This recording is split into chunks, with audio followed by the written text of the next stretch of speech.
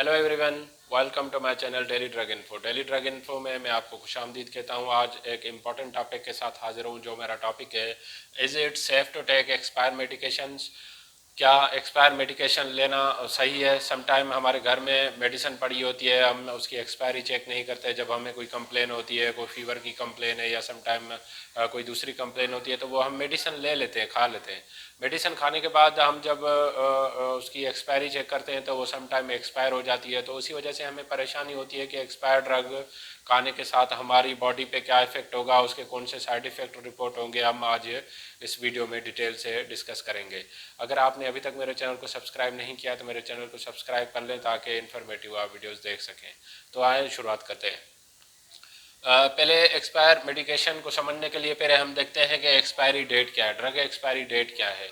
तो drug expiry date क्या है? It is the final day that full potency and efficacy of drug.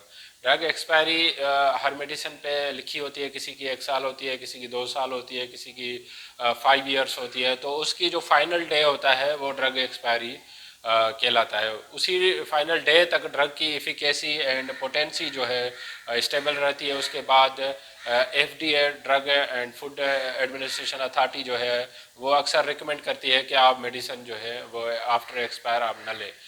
Depend करता है कि कुछ मेडिकेशन होती हैं एक्सपायर हो जाती हैं, उसके बाद जो है कंपनीज उसको रिकॉल कर लेती हैं।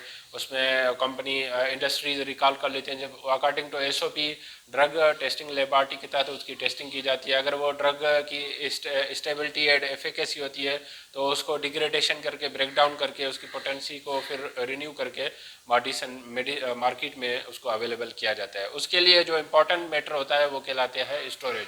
अगर ड्रग की स्टोरेज सही है तो उसकी efficacy and potency till expiry date उसकी स्टेबल रहती है।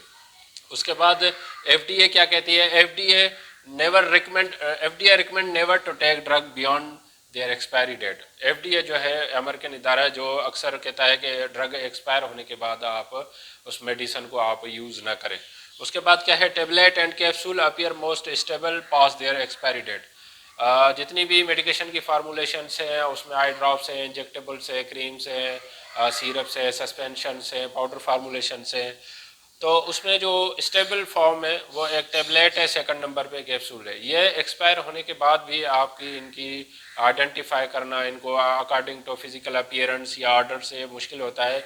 तो उसकी वजह से ड्रग में ये टेबलेट एंड कैप्सूल स्टेबल होते हैं। इसी वजह से इंडस्ट्री जो रिकॉल करती है समटाइम प्रोडक्ट में, उसमें उसकी ड्रग टेस्टिंग लेबॉरेटरी के तहत उसको अगर रिकॉल करके उसकी एक्सपायरी डेट एक्सटेंड भी की जाती है। जो एक्सपायरी डेट होती है उसमें कैप्सूल या टेबलेट की समटाइम वो एक्सटेंड करके भी यूज़ की जा सकती है। As compare to solution, powder form, suspension, refrigeration item, जो रेफ्रिजरेटर के आइटम्स हैं उनसे कैप्सूल एंड टेबलेट की एक्सपायरी स्टेबल होती है। Expire medication for example eye drops contain preservatives में अनसेफ। आई ड्रॉप्स में जो है एक्सपायर मेडिकेशंस में जैसे आई ड्रॉप्स हैं उसमें कुछ प्रिजर्वेटिव्स यूज़ हो रहे होते हैं। जब preservative expire medicine eye drops mostly हो जाए तो उसमें प्रिजर्वेटिव में जो है बैक्टीरियल ग्रोथ होने के चांसेस ज़्यादा होते हैं। तो आई ड्रॉप्स जो है मोस्ट डेंजरस होते हैं कि अगर आपने एक्सपायर आई ड्रॉप्स अपनी आइज़ में इंसर्ट कर लिए हैं तो आप जल्द से जल्द अपने डॉक्टर से कंसल्ट कर लें, जो ऑफ्थाल्मोलॉजिस्ट हो उनसे आप गाइडेंस ले लें। उसके बाद होते हैं जो injectable formulations, injection form precipitate, mostly जो इंजेक्शंस होते हैं उनमें क्रिस्टल बन जाते हैं जो आफ्टर एक्सपायरी डेट बनने के बाद वो आप नेक्ड आई से देख सकते हैं। लुक क्लाउडी, उनका कलर जो है अगर वो क्लियर है तो वो क्लाउडी कलर के बॉटल्स वो जैसे इंजेक्टेबल फार्मूलेशन इन्फ्यून फार्मूलेशंस में होती है, फ्लूइड फार्मूलेशन में होती है, वो आप नेक्ड आई से भी देख सकते हैं। लुक्स क्लाउडी, डिसकलर्ड, उसका कलर्ड वगैरह चेंज हो जाता है।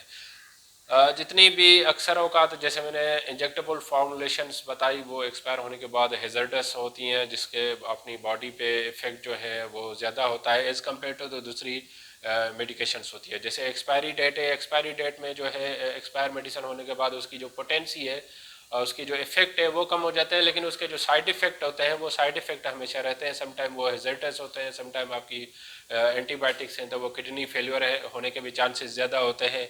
अगर मेडिसिन के हवाले से अगर आपको कोई भी कन्फ्यूजन होता है तो आस्क योर फार्मासिस्ट। अगर आपके पास आपके एरियाज़ में कोई फार्मासिस्ट अवेलेबल है तो आप उनसे कोऑर्डिनेट करें, कंसल्ट कर लें, अपनी मेडिसिन के हवाले से आप उससे इन्फॉर्मेशन ले सकते हैं। इस टॉपिक से रिलेटेड अगर आपको कोई क्वेश्चन है तो आप मुझे सवाल पूछ सकते हैं, मैं आपके सवालात का जवाब दूंगा। अगर आपको मेरी वीडियो पसंद आई है तो आप इसको लाइक करें, सब्सक्राइब करें, दूसरों तक शेयर करें ताकि अवेयरनेस सब तक पहुँच सके।